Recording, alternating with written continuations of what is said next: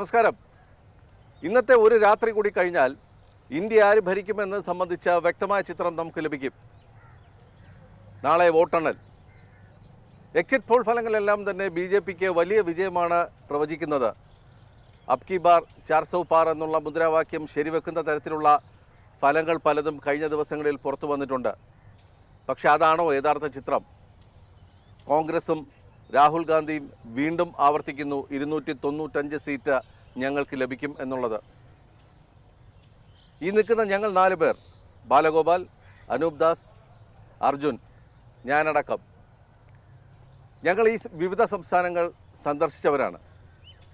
ഗ്രൗണ്ടിൽ അല്ലെങ്കിൽ താഴെത്തട്ടിൽ കണ്ട കാര്യങ്ങൾ ഇപ്പോൾ വന്നിട്ടുള്ള എക്സിറ്റ് പോൾ ഫലങ്ങളുമായി ചേർന്ന് പോകുന്നതാണോ?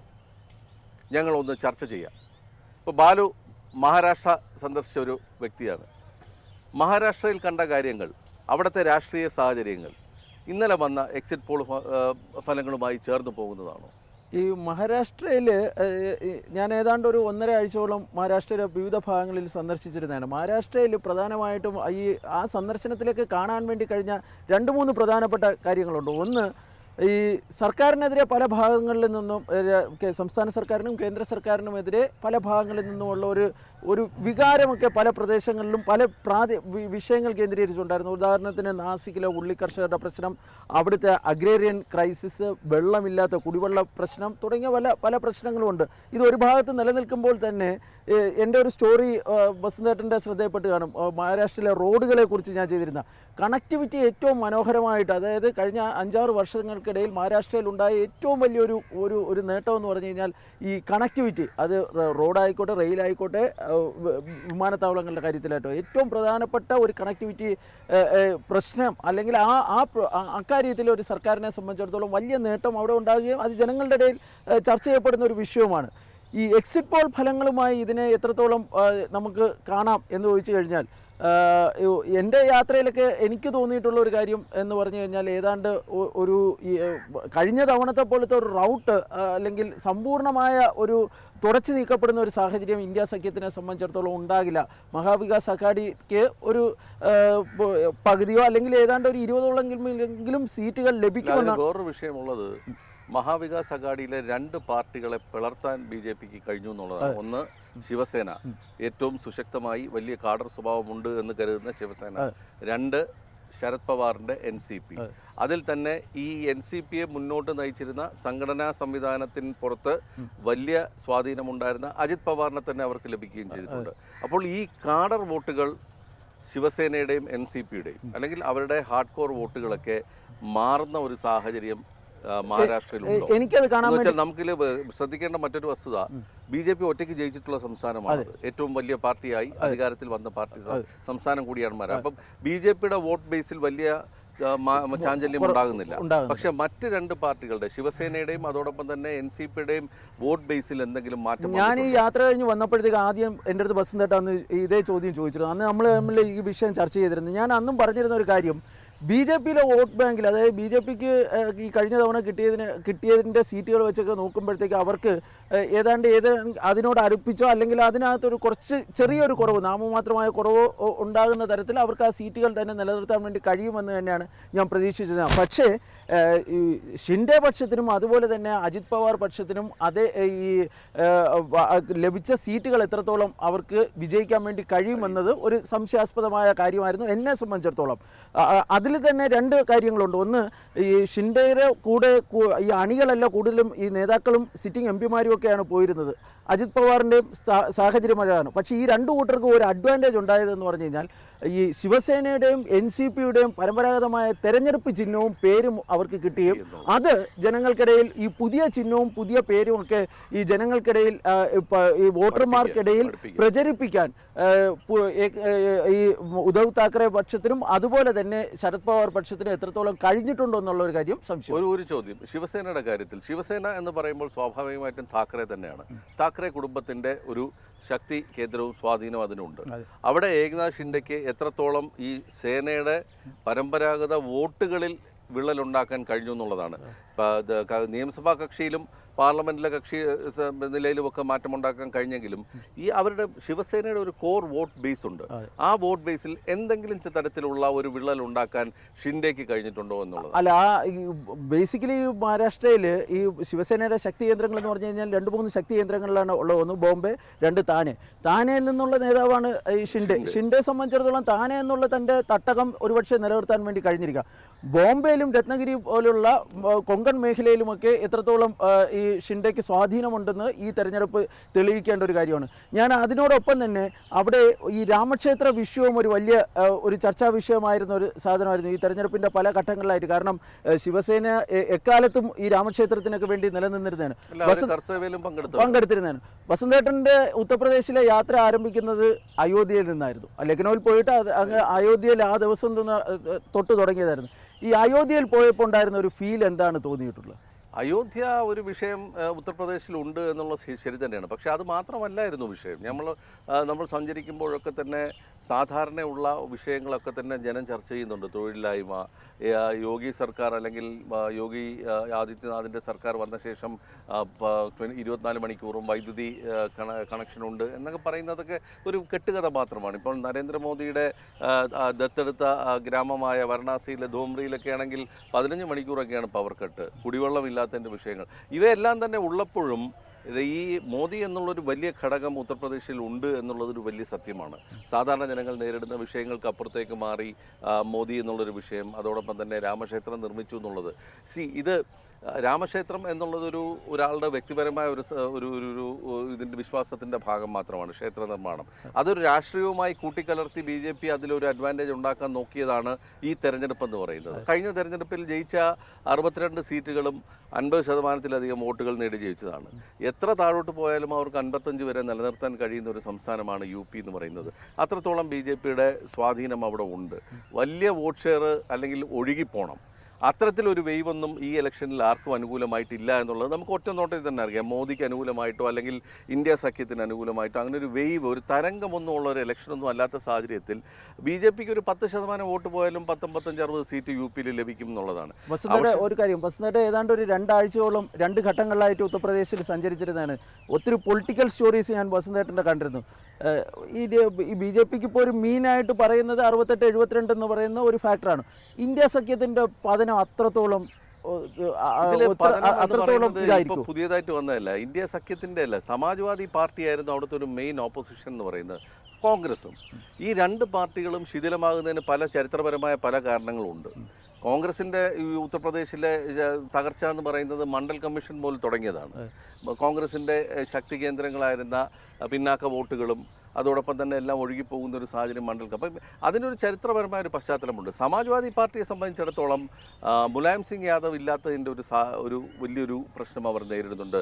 ആ യാദവ് അല്ലെങ്കിൽ മുലായം സിംഗ് യാദവിൻ്റെ കുടുംബത്തിൻ്റെ അകത്തെ പ്രശ്നങ്ങൾ, സമാജ്വാദി പാർട്ടിയിലെ തന്നെ പ്രശ്നം, അഖിലേഷ് യാദവിന് അത്രത്തോളം ഒരു ചരിസ്മാറ്റിക് ലീഡറാവാൻ കഴിയാത്തതിൻ്റെ സാഹചര്യം, പിന്നെ ഇതിൻ്റെ എല്ലാം പുറമെ BJP മുന്നോട്ട് വെച്ച ഒരു ഹിന്ദുത്വ അജണ്ട, ജാതി സമവാക്യങ്ങൾക്കപ്പുറമുള്ള ഒരു ഹിന്ദുത്വ അജണ്ട, ഒരു ഹിന്ദു എന്നുള്ളൊരു കമ്മ്യൂണിറ്റി എന്നുള്ളതിൽ യാദവനും ഒക്കെ പങ്കാളിയാകുന്നു എന്നുള്ളത് അതായിരുന്നു 2014 UPയിൽ റിഫ്ലക്ട് ചെയ്തത്. അത് 2017 നിയമസഭാ തെരഞ്ഞെടുപ്പിൽ വലിയ തോതിൽ വന്നു, സമാജ്വാദി പാർട്ടിയുടെ തകർച്ചയ്ക്ക് വഴിവെച്ചിട്ടുണ്ട്. അപ്പോൾ ഈ രാഷ്ട്രീയം അവിടെ ഇപ്പോഴും നിലനിൽക്കുന്നു എന്നുള്ളതാണ്. എന്ന് വെച്ചാൽ BJPയുടെ ആ ഒരു അപ്രമാദിത്വം, ഒരു ഹോൾഡ്, ആ വലിയ രീതിയിലുള്ള ഒരു അതിനൊരു വർഗീയമായ വിദ്വേഷ ഒരു സ്വഭാവം ഉണ്ടോ എന്ന് ചോദിച്ചാൽ ഉണ്ട് എന്ന് ഞാൻ പറയും. പക്ഷേ അതിപ്പോഴും അത് നിലനിൽക്കുന്നു എന്നുള്ളതാണ്.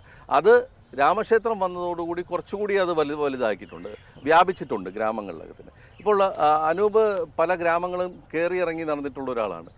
നിങ്ങളുടെ ആ മോട്ടോർ സൈക്കിൾ സഞ്ചാരത്തിൻ്റെ ഭാഗമായി ബീഹാറിലെത്തിയപ്പോൾ ഇപ്പം നമ്മൾ സംസാരിക്കാൻ കാരണം മഹാരാഷ്ട്രയും ബീഹാറുമാണ് 2 പ്രധാനപ്പെട്ട ഒരു സ്വിംഗ് സ്റ്റേറ്റ്സ് എന്ന് പറയുന്നത്.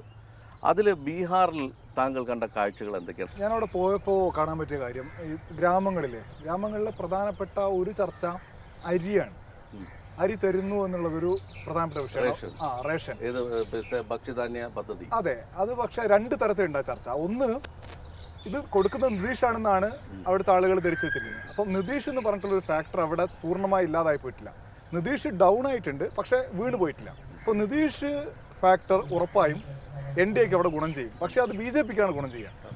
അവിടെ JDU മത്സരിക്കുന്ന സീറ്റുകളിൽ NDA തിരിച്ചടി നേരിടാനുള്ള സാധ്യതയാണ് കാണുന്നത്. ഒന്ന്. രണ്ടാമത്തത്, ഞാൻ ഈ റേഷൻ്റെ കാര്യം പറഞ്ഞല്ലോ, അവിടെ നമ്മൾ ഗോപാൽപൂർ എന്ന് പറഞ്ഞിട്ടുള്ള ഒരു ഗ്രാമത്തിൽ പോയി. അവിടെ ഗ്രാമത്തിൽ പോയപ്പോൾ കണ്ട ഒരു കാഴ്ച, 3 വീടുകൾ, അടുത്തടുത്തുള്ള 3 വീടുകളുടെ മുറ്റെന്ന് പറയാനില്ല, വസ്തുതന്നെ അറിയാലോ, അവിടുത്തെ ഒരു സന്ത് എന്നൊക്കെ പറഞ്ഞ ചെറിയ സ്ഥലം. ആ സ്ഥലത്ത് ഇരുന്നിട്ട് സ്ത്രീകൾ അരി പെറുക്കുകയാണ്. അരി പെറുക്കുക പറഞ്ഞാൽ റേഷൻ അരി പെറുക്കുകയാണ്. ഞാൻ പണ്ട് കണ്ടിട്ടുണ്ട്, എൻ്റെ അമ്മയൊക്കെ വീട്ടിൽ നിന്ന് ചെറിയ കാലത്ത് പെറുക്കെടുത്ത് കല്ല് കറുത്തരി ഒരുപാട് സാധനങ്ങൾ. പക്ഷെ ഇന്ന് നമ്മുടെ കേരളത്തിൽ അങ്ങനെ അരി പെറുക്കേണ്ട പ്രശ്നമില്ല, നല്ല അരി കിട്ടുന്നുണ്ട് റേഷൻ കടയിൽ നിന്ന്. പക്ഷെ ഇവിടെ അവർക്ക് കിട്ടുന്ന മോശരിയാണ്. അപ്പോൾ അവർ പറയാണ്, നിങ്ങൾ തരുന്നുണ്ടെങ്കിൽ നല്ലതാ എന്നതൊരു പ്രശ്നം. പക്ഷേ ഇതിൽ നമ്മൾ UP-ൽ പോയപ്പോൾ ഒരു റേഷൻ കടയിൽ പോയി. അതെ. പക്ഷെ അവിടെ നല്ല ഗോതമ്പായിരുന്നു അവിടെ നൽകിയത്. നമ്മൾ അവിടുന്ന് എടുത്തു നോക്കി. പക്ഷെ ഇത് മോശരിയാണ്. മാത്രമല്ല അവർ പറയുന്ന വേറെ പ്രശ്നം, നേരത്തെ ഞങ്ങൾക്ക് പഞ്ചസാര കിട്ടിയിരുന്നു, പരിപ്പ് കിട്ടിയിരുന്നു, ഇതൊന്നും കിട്ടുന്നില്ല. ഇത് കിട്ടുന്നില്ല. പക്ഷെ അരിയും ഗോതമ്പും കിട്ടുന്നുണ്ട്. പക്ഷെ ഇതൊന്നും ഇല്ലല്ലോ. എന്താണ് നിങ്ങൾ ചെയ്യുന്നൊരു ചോദ്യം. ഇതൊന്ന്. രണ്ടാമത്തത്, നമ്മൾ യുവജനങ്ങളോട് ചോദിക്കുമ്പോൾ, വെറുതെ നമ്മളിങ്ങനെ പോയി ഒരു ഗ്രൗണ്ടിൽ 2-3 പിള്ളേർ ക്രിക്കറ്റ് കളിക്കാൻ തുടങ്ങുക. അപ്പോൾ അവരുടെ അടുത്ത് പോയി ചോദിക്കുമ്പം ഒരു 10-35 വയസ്സുള്ളൊരു കക്ഷി, ഞാൻ ചോദിച്ചാൽ ആരുടെ കൂടിയാണ്, ആരാണ് നിങ്ങളുടെ നേതാവ്? തേജസ്വിയാണ് നേതാവ്. അപ്പോൾ അവർ പറയുന്ന കാര്യം തൊഴിൽ, അതൊരു യാഥാർത്ഥ്യമാണ്. യാഥാർത്ഥ്യം എന്ന് പറഞ്ഞാൽ അവിടെ അധികാരത്തിലുണ്ടായിരുന്ന 1.25 കൊല്ലം കൊണ്ട് 5 ലക്ഷം നിയമനങ്ങളാണ് ഈ തേജസ്വി മുൻകൈ എടുത്തുകൊണ്ട് നടത്തിയത്. ഭൂരിഭാഗവും ഈ ടീച്ചർമാരുടെ ഒഴിവുകളാണ്. അത് നികത്തുകയാണ് ചെയ്തത്. അത് നികത്തി എന്ന് പറയുമ്പോൾ തന്നെ തേജസ്വി കഴിഞ്ഞ ദിവസം തേജസ്വി ചോദിക്കുകയാണ് ഒരു വാർത്താ സമ്മേളനത്തിൽ, ഒരു പൊതുപരിപാടിയിൽ, ഞങ്ങൾ ഭരണത്തിലിരിക്കുന്ന സമയത്ത് 5 ലക്ഷം ആളുകൾക്ക് തൊഴിൽ കൊടുത്തു. ഓരോ ഗ്രാമങ്ങളിലും പോയി നോക്കൂ, എല്ലാ ജാതിയിലും എല്ലാ മതത്തിലും പെട്ട ആളുകൾക്ക് അത് കൊടുത്തിട്ടുണ്ട്. ഞങ്ങൾ ഇന്ന ജാതിക്ക് മാത്രമേ പരിഗണന കൊടുക്കുന്നുള്ളൂ എന്നുള്ളത് എങ്ങനെയാണ് പറയാൻ പറ്റുക? എനിക്ക് ഇനിയും അവസരം തരും, ഞാൻ ഇനിയും തൊഴിൽ കൊടുക്കാനാണ് തേജസ്വി പറയുന്നത്. തേജസ്വി വേഴ്സസ് മോദിയാണ് യഥാർത്ഥത്തിൽ ബീഹാറിലെ മത്സരം. തേജസ്വി വേഴ്സസ് മോദി നിങ്ങൾക്ക് ഇഷ്ടമുള്ള നേതാവ് ആരാണെന്ന് പലരോടും ചോദിക്കുമ്പോൾ BJP-യുടെ മറ്റേതെങ്കിലും നേതാവിൻ്റെ പേരാളുകൾ പറയുന്നില്ല, മോദിയാണ്. ഇപ്പുറത്തല്ല, അത് ഇന്ത്യയിലെ ആകമാനം തന്നെ അങ്ങനെയായിരുന്നു. സ്ഥാനാർത്ഥിയായിരുന്നില്ല, അവിടെ മോദി എന്നുള്ളൊരു ഘടകം തന്നെയായിരുന്നു നമുക്ക് വ്യാപകമായി കാണാൻ കഴിയുന്നത്. പക്ഷെ ബീഹാറിൽ വേറൊരു വിഷയമുള്ളത്, നമ്മൾ സംസാരിക്കുന്ന ആളുടെ ജാതി ചോദിച്ചിട്ട് പിന്നെ വോട്ട് ആർക്ക് കൊടുക്കുമെന്ന് ചോദിക്കുന്നതായിരിക്കും കുറച്ചുകൂടെ നല്ല. അത് ബീഹാറിൽ എപ്പോഴും അങ്ങനെയാണ്. യാദവനാണോ അത് പിന്നെ RJDക്ക് ആയിരിക്കും എന്നുള്ളതാണ്. മാത്രമല്ല, ഈ യാദവരുടെ വത്തിക്കാൻ എന്നറിയപ്പെടുന്നത് മധേപുരയാണ്. മധേപുരയുള്ള യാദവന് താഴെയുള്ള ബാക്കിയുള്ള സ്ഥലങ്ങളിലെ യാദവരെ വലിയ രീതിയിൽ കാണാറുമില്ല. എന്ന് വെച്ചാൽ അവൻ അത്ര നല്ല യാദവനല്ല എന്ന് കരുതുന്നവരാണ് മധേപുരയുള്ള. അപ്പോൾ അത്രത്തോളം ജാതി ഉള്ളൊരു സ്ഥലമാണ്. പിന്നെ നിതീഷ് കുമാറിൻ്റെ പിറകിലുള്ളത് ഈ അതിപിന്നോക്ക വിഭാഗങ്ങളുണ്ട് വലിയ തോതിലുള്ള, അതിൻ്റെ കൂടെ അപ്പർ കാസ്റ്റ് വോട്ടുകൾ വരും. അതാണ് ഇവരുടെ ഒരു സോളിഡ് വോട്ട് ബാങ്ക്. ഇന്ത്യക്ക് അവിടെയുള്ള പ്ലസ് പോയിന്റ് നിതീഷ് കുമാറിനെ കൂടെ നിർത്താൻ പറ്റി എന്നുള്ളത് മാത്രമാണെന്ന് ഞാൻ പറയും. അല്ലെങ്കിൽ അവിടെ അടിച്ചു കയറി വരികയായിരുന്നു തേജസ്വി. അപ്പോൾ ഈ എക്സിറ്റ് പോളിൽ ഇപ്പോൾ കാണുന്ന ഈ ഒരു കഴിഞ്ഞ തവണത്തെ BJP-ക്ക് ലഭിച്ചിരുന്ന ആ ഒരു ആക്കം ഇത്തവണ ഉണ്ടാവില്ല എന്നുള്ളത് അപ്പോൾ ഏറെക്കുറെ ശരിയാണ്. ഉണ്ടാവില്ല. പക്ഷെ അവിടെ നഷ്ടം സംഭവിക്കാൻ പോകുന്നത് JDU-വിനാണ്. BJP-ക്ക് വലിയ നഷ്ടം സംഭവിക്കില്ല. എൻ്റെ ഒരു അഭിപ്രായത്തിൽ ഒരു 10 മുതൽ 12 വരെ സീറ്റുകൾ നേടിയെടുക്കാൻ ശേഷിയുള്ള ഒരു സംഘടനാ സംവിധാനവും പ്രചാരണവും ഒക്കെ അവിടെ RJD ഇന്ത്യ സഖ്യം നടത്തിയിട്ടുണ്ട്. അതങ്ങനെ തന്നെ വരും എന്നാണ് തോന്നൽ. അപ്പോൾ അത് BJP-യെ സന്തോഷപ്പെടുത്തുന്ന വാർത്തയാണ് JDU തകരുന്നു എന്നുള്ളത്. എന്ന് വെച്ചാൽ കഴിഞ്ഞ തെരഞ്ഞെടുപ്പിൽ ആ രീതിയിലൊരു പരോക്ഷമായി അവർ ചെയ്തത് അത് തന്നെയാണ്. നമുക്കിനി മധ്യപ്രദേശ് വരാം. ഈ പറഞ്ഞ പോലെ കഴിഞ്ഞ തവണയും തൂത്തുവാരിയ ഒരു സംസ്ഥാനമാണ് മധ്യപ്രദേശ്. അർജുൻ അവിടെ മധ്യപ്രദേശിൽ പറയുന്നു, പ്രത്യേകിച്ച് കഴിഞ്ഞ തവണ കോൺഗ്രസിന് ഏറ്റവും അധികം പിന്തുണ ലഭിച്ച ഗ്വാളിയർ ചമ്പൽ മേഖലകളിൽ 10-36 സീറ്റ് തൂത്തുവാരിയതാണ് കമൽനാഥ് മുഖ്യമന്ത്രിയായ ആ തെരഞ്ഞെടുപ്പിൽ. ഇപ്പോഴത്തെ അല്ല, അതിന് മുമ്പ് നേരത്തെയുള്ള തെരഞ്ഞെടുപ്പ്. അപ്പോൾ ഇത്തവണ ആ മേഖലയിലെ മാറ്റം എന്താണ്? കാർഷിക പ്രശ്നങ്ങൾ ഇപ്പോഴും അവിടെ ഉണ്ടോ? മധ്യപ്രദേശ് ഇൻഡോറിലേക്ക് വരുമ്പോൾ ഉള്ള സാഹചര്യങ്ങൾ എങ്ങനെ? എന്താണ് മധ്യപ്രദേശിൽ ഒരു ഫീൽ? പോയ എന്തെങ്കിലും അനുഭവങ്ങളും കൂടെ ചേർത്ത് പറയുക. ബസ്സേട്ടാ, നമ്മൾ ഈ ഗ്വാളിയോർ ചമ്പൽ മേഖല കേന്ദ്രീകരിച്ച് തന്നെയായിരുന്നു പ്രധാനമായിട്ടും അവിടെ സഞ്ചരിച്ചതെല്ലാം തന്നെ. കാർഷിക പ്രശ്നങ്ങൾ തന്നെയാണ് അവിടെ അടിസ്ഥാനമായിട്ട് ആളുകൾ പറയുന്നത്. അപ്പോൾ അവിടെ ചില മാർക്കറ്റുകൾ, മണ്ടി എന്ന് നമ്മൾ പറയുമല്ലോ, മണ്ടി കേന്ദ്രീകരിച്ച് കുറച്ച് യാത്രകൾ നടത്തിയിരുന്നു. അപ്പോൾ ഇടനിലക്കാർ പൈസ തട്ടിയെടുക്കുന്നു എന്നുള്ള പ്രശ്നം എല്ലാ കർഷകരും അവിടെ ഉന്നയിക്കുന്നുണ്ടായിരുന്നു. മാത്രമല്ല, ഒരു രസകരമായിട്ടുള്ള കാര്യം പറയുകയാണെങ്കിൽ, നമ്മളൊരു മാർക്കറ്റിൽ ഒരു സ്റ്റോറി ഷൂട്ട് ചെയ്യാൻ വേണ്ടി പോയ സമയത്ത് ക്യാമറ എടുത്ത് വെച്ചു, ലേലങ്ങളുടെ ഗതി മാറി, കൂടുതൽ പൈസ അവർ ഓഫർ ചെയ്യാൻ തുടങ്ങി. അപ്പോൾ അവർ നമ്മളോട് പറയുന്നുണ്ടായി, ഇന്ന് നിങ്ങൾ വന്നതുകൊണ്ട് ഞങ്ങൾക്ക് കൂടുതൽ പൈസ കിട്ടി, അതല്ലെങ്കിൽ ഇത്രയും തരില്ല ഇടനിലക്കാർ എന്നുള്ളതാണ്. അതിനെ പക്ഷേ BJP അനുകൂലമായി അല്ലെങ്കിൽ BJP-യുടെ നയങ്ങളെ സ്വാധീനിക്കുന്ന രീതിയിലേക്ക് മാറ്റാൻ അവിടെ BJP അണികൾക്കും പ്രവർത്തകർക്കും സാധിക്കുന്നുണ്ട് എന്നുള്ളതാണ്. കാരണം കർഷക നിയമം അല്ലെങ്കിൽ ഈ കർഷകർക്ക് അനുകൂലമായിട്ടുള്ള നയങ്ങൾ BJP കൊണ്ടുവന്ന സമയത്ത് അത് നടന്നിരുന്നെങ്കിൽ ഒരുപക്ഷെ നിങ്ങൾക്ക് ഈ പ്രശ്നം ഉണ്ടാവില്ലായിരുന്നു എന്നുള്ള ഒരു പ്രതീതി അവിടെ BJP പ്രവർത്തകർ ആൾക്കാരുടെ ഇടയിൽ ഉണ്ടാക്കുന്നുണ്ട്. പ്രത്യേകിച്ചും ഇടനിലക്കാരാണ് നിങ്ങളുടെ പൈസ തട്ടിക്കൊണ്ടു പോകുന്നത്. അതല്ലായിരുന്നെങ്കിൽ ഇപ്പോൾ ആളുകളായിട്ട് സംസാരിക്കുമ്പോൾ ഇതിന് സർക്കാർ എന്ത് ചെയ്യാനാണ് എന്നുള്ളതാണ് അവർ നമ്മളോടൊരു മറുപടിയായിട്ട് സംസാരിക്കുന്നത്. കർഷക പ്രശ്നം അവിടെ വലിയ രീതിയിലൊരു ഇഷ്യൂ ആയി നിലനിൽക്കുന്നുണ്ട്. അതിനപ്പുറത്തേക്ക് വികസനം തന്നെയാണ്. ഇപ്പോൾ മൊറീന, ബിന്ദ്, ഗ്വാളിയോർ, ഗുണ ഈ 4 മണ്ഡലങ്ങൾ നമ്മൾ നോക്കിക്കഴിഞ്ഞാൽ അവിടെ 2019 നിയമസഭാ തെരഞ്ഞെടുപ്പിൽ സ്വാധീനം ചെലുത്തിയത് കോൺഗ്രസ് ആണെങ്കിലും പിന്നീട് വിട്ടുപോയി BJPക്ക് ഒപ്പം നിന്നു. ഇത്തവണയും ഒരു കംപ്ലീറ്റ് സ്വീപ്പ് BJPക്ക് തന്നെ ഉണ്ടാകുമെന്നുള്ളതാണ് അവിടുത്തെ ഒരു പൊതുവായിട്ടുള്ള സ്വഭാവത്തിൽ നിന്നും മനസ്സിലാകുന്നത്. പക്ഷേ എക്സിറ്റ് പോളുകൾ പ്രവചിക്കുന്നത് ഈ ഗുണയിലും ഗ്വാളിയോറിലുമായിരിക്കും ഒരു പക്ഷേ ഒരു സീറ്റെങ്കിലും കോൺഗ്രസിന് ലഭിക്കുക എന്നുള്ള കാര്യമാണ്. ചിന്ദ്വാര വിട്ടുപോകുമെന്നുള്ളത്. പക്ഷേ ഈ പ്രവചനങ്ങളുടെ ഒരു ബേസിസ് അടിസ്ഥാനം എന്ന് പറയുന്നത് ഒരു പക്ഷേ സംഘടനാ തലത്തിൽ കോൺഗ്രസിനുണ്ടായ പ്രശ്നം, പ്രത്യേകിച്ചും 2023 ഈ നിയമസഭാ തിരഞ്ഞെടുപ്പിൽ തകർന്നു പോയിരുന്നു അവിടെ കോൺഗ്രസ്. ആ സംഘടനാപരമായിട്ടും അവിടെ തകർന്നു പോയിരുന്നു. അത് തന്നെ ലോക്സഭാ തെരഞ്ഞെടുപ്പിലും പ്രതിഫലിക്കും. നകുൽനാട് പരാജയപ്പെട്ടു പോകും. പ്രത്യേകിച്ചും കമൽനാഥ് അവിടെ ജയിക്കുമെന്നുള്ള പ്രതീതി ഉണ്ടാക്കി. പക്ഷേ അത് ഉണ്ടായില്ല. പിന്നീട് കമൽനാഥിനെതിരെ കോൺഗ്രസ് എടുത്ത തീരുമാനങ്ങൾ അത് ലോക്സഭാ തെരഞ്ഞെടുപ്പിലും പ്രതിഫലിക്കുമെന്നുള്ളതാണ് അവിടെ പൊതുവേ ഉള്ളൊരു ധാരണ. പക്ഷേ കോൺഗ്രസ് ഇപ്പോഴും അടിയുറച്ച് വിശ്വസിക്കുന്നു ചിന്ദ്വാര അങ്ങനെ ഒഴുകിപ്പോകില്ല എന്നുള്ളത്.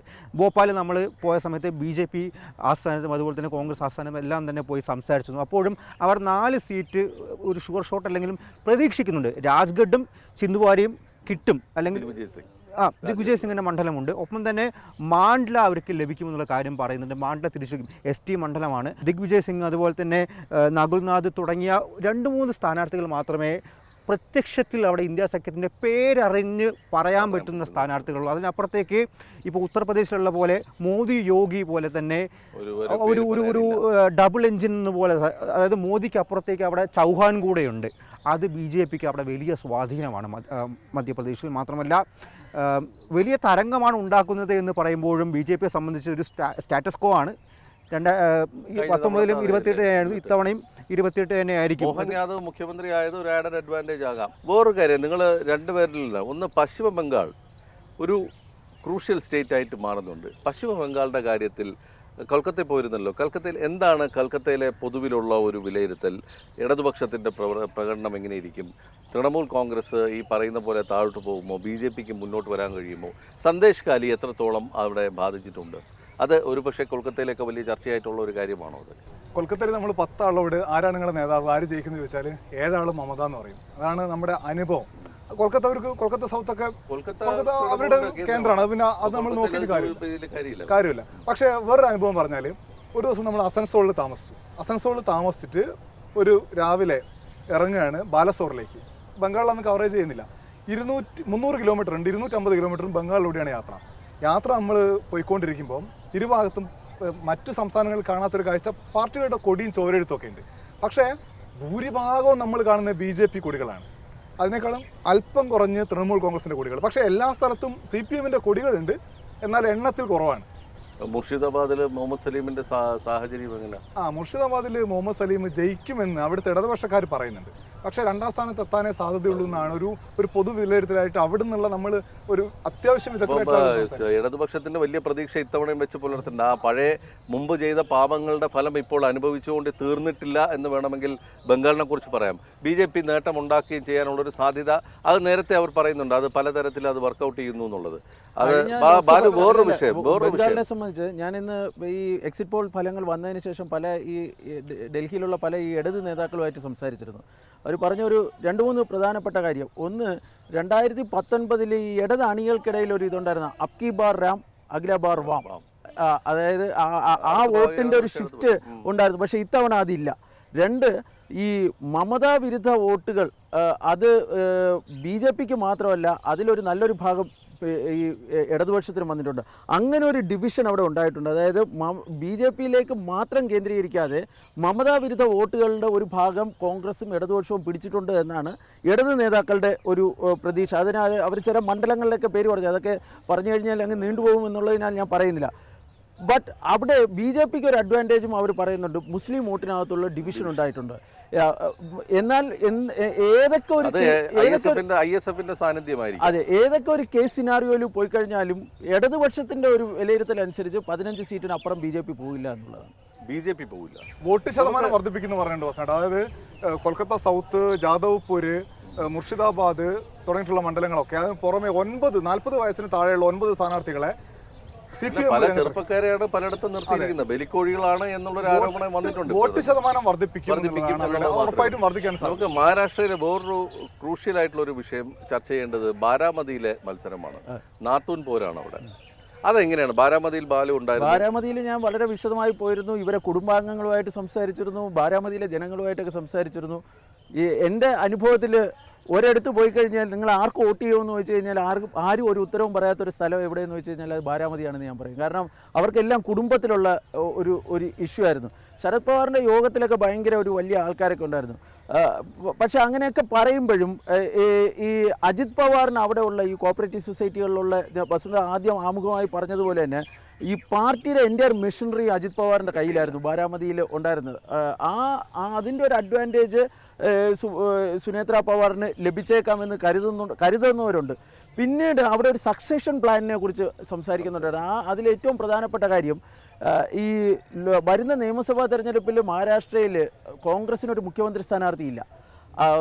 ശരത് പവാർ ആകട്ടെ തിരിച്ച് കോൺഗ്രസിൽ പോകുന്ന കാര്യമൊക്കെ പറയാനുണ്ട്.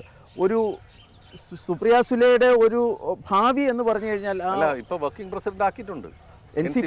NCP തന്നെ കോൺഗ്രസിലേക്ക് ലയിച്ചാൽ പിന്നെ അപ്പൊ മകളുടെ ഭാവി സുരക്ഷിതമാക്കുക എന്നുള്ളതാണ് ഇപ്പൊ ശരത് പവാറിന്റെ പ്രധാന ലക്ഷ്യം. പക്ഷേ ഞാൻ കരുതുന്നത് അവസാനം അവിടെ സുപ്രിയ സുലെ വിജയിക്കുമെന്ന്.